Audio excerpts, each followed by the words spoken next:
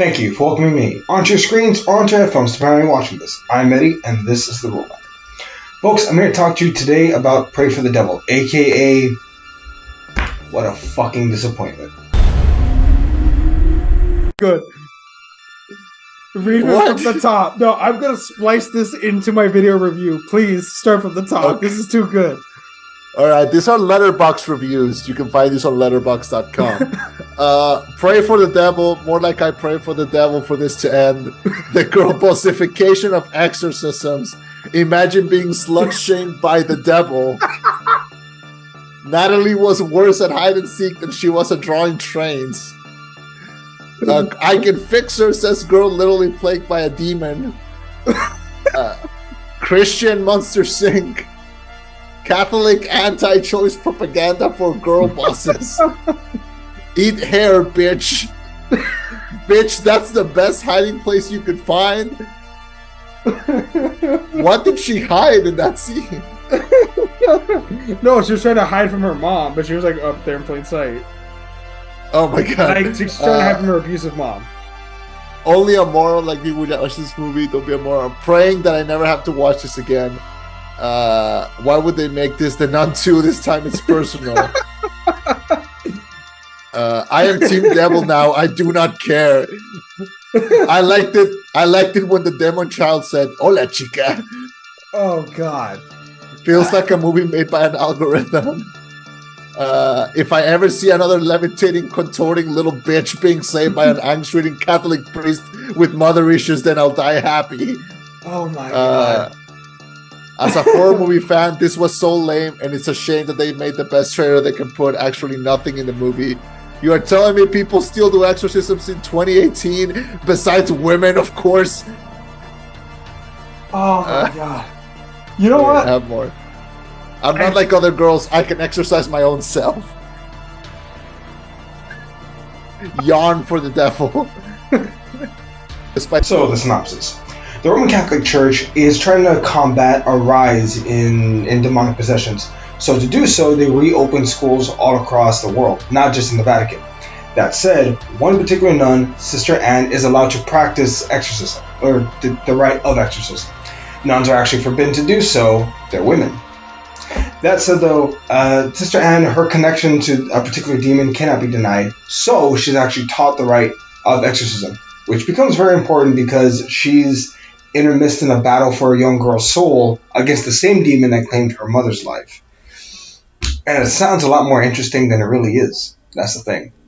So I want to be very clear. There are a lot of pros in this movie. There are a lot of great concepts and ideas that I like. The idea of a school that teaches people how to perform exorcism. The idea that the church is stepping it up because globally, more demons. I like those concepts. I like those ideas. It's borderline comic booky, but I like that. I also like the idea of a nun breaking tradition and the Catholic Church having to say, you know what? We need the help. Fuck it. Open the floodgates. The nuns can practice exorcism now. I like those concepts and those ideas. Also, the idea of this holy war, the idea of this long-term battle for the soul of the world. Again, all great concepts in theory. But then that's where we get to the holes in the story now, don't we? Oh yeah, also real quick, the nun is excommunicated at one point, which again is very interesting. Do you have to be a priest or a nun or a holy figure to practice exorcism? Or, in theory, could anyone do so if they're practicing the rites to do so? I don't know if that makes sense. What's the big difference between me performing exorcism versus a priest? If we have the same training, but he's a priest and I'm a normal dude, does that really make a difference? Does that make a difference in God's eyes? Does that make a difference in the demon's eyes? Explain this to me just a little more, please. But again, a lot of interesting ideas. Also, one last thing in the pros, the idea of her battling this demon in the catacombs of the school, great. Like the whole concept of this battle taking place underneath the school, the final war, fucking fantastic, fucking phenomenal. That said though, the execution, this movie's just so fucking boring. And that's its chief, screw up. It's boring. Because it has these great concepts, but it's not able to execute them very well.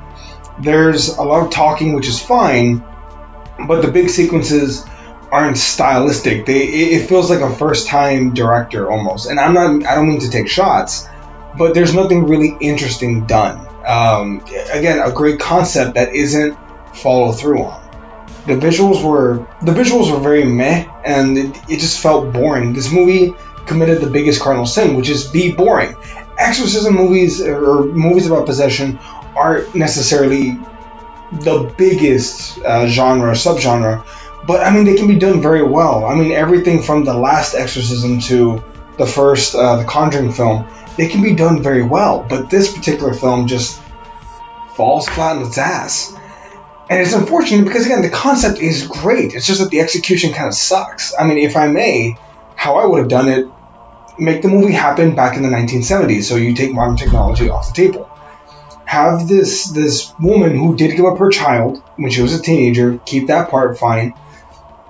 But don't incorporate the child. Like, in the movie, Sister Anne, she got pregnant when she was 15. She was wasted.